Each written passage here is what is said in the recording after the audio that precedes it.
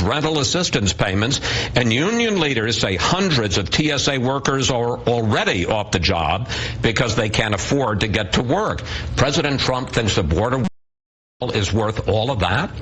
Look, the president certainly doesn't want any of those things to happen. But you know what else he doesn't want to see happen? He never wants to make a phone call like the one he made earlier this week where he spoke to Officer Singh of California's widow because an illegal immigrant came across our border and killed him in cold blood. That shouldn't happen in this country, particularly when we have things that we know can help prevent it. Every life, that's what sets America apart from every other country. We value life. It's what makes us unique. And the day that we stop doing that, even if it's 1, 10, or 100,000, that's when we stop being the greatest country on the face of this earth. Not only people like that, but we also have a massive influx of drugs that come across the southern border. 90% of the heroin that comes into this country comes across through the southern border, and 300 Americans are killed from that every single month. Let's talk to look at it across the board. Let's talk about the wall, because there is no question that there has been a big spike in the number of family units coming across the border. The president talks about terrorists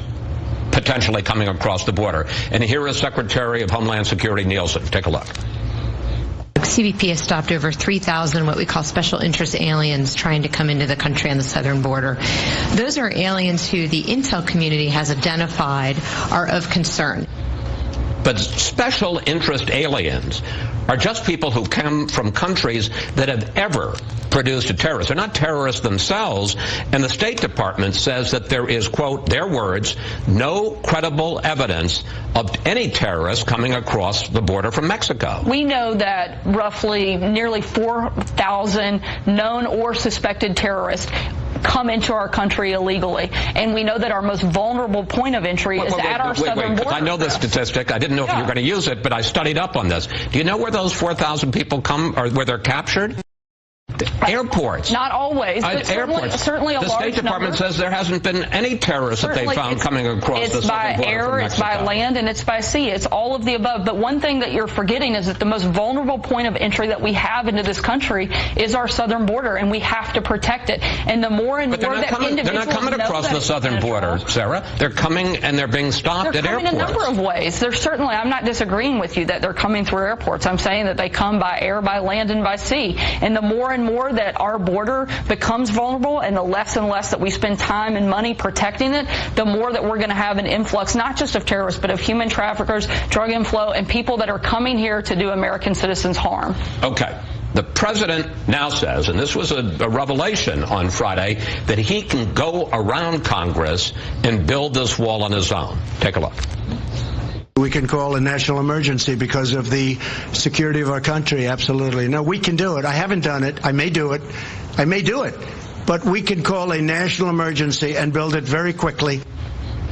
How serious is he about that? Has the White House drafted an emergency order, a resolution that he could announce tomorrow? We're declaring a national emergency. We're going to build the wall. Has he set a deadline for when he's going to end talks and simply say, I'm going to go off on my own and do it? And is he really prepared? It's a lot of questions. Well, three. Is he really prepared? It's all the same question, which is how serious is he? Is he really prepared to go off on his own and use money that was authorized for military construction and build a wall instead? The president is prepared to do what it takes to protect our borders, to protect the people of this country. He knows that the number one job he has as president and commander-in-chief is to protect its citizens. And if he doesn't take that seriously, whether it's southern border or whether it's from terrorists coming from whatever way they come or any other place that really people come to do harm to Americans, then he is not going to be the president that he knows himself to be. And does he really, just quickly, does he really think that he has the authority to build the wall with funds that were appropriated for the military construction without congressional approval? As we've said for the last several weeks, we're looking and exploring every option available that the president has. And is that a viable option? Whatever action he takes will certainly be lawful, and we're looking at every option we can. This is something the president takes incredibly seriously, is very passionate about, and is not going to stop until he figures out the best way to make sure we're doing everything we can to make America safer and more secure. I got less than a minute left. President Trump is at Camp David today to meet with White House senior officials about his priorities for 2019. What can you tell us about the meeting and about what his agenda is? We've had an incredible first 2 years under the President Trump. The economy is strong. ISIS has been on the run. The judiciary is being made. We have just a number of successes over these first 2 years. We want to look at how we're going to continue to build on those as we move into 2020. Top priority? I think the president's got a lot. Immigration certainly has to be at the forefront right now. That's one of the biggest things that we have to get done, is securing our border, but not just securing the border, but fixing the immigration system as a whole. It's completely broken. The president wants to make sure we look at all of the different things, loopholes that we can close to make that better. Infrastructure, fighting the opioid crisis.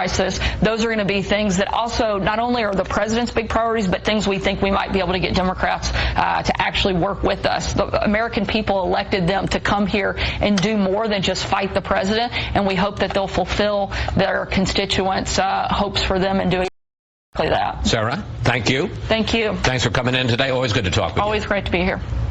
Up next, reaction from a top House Democrat.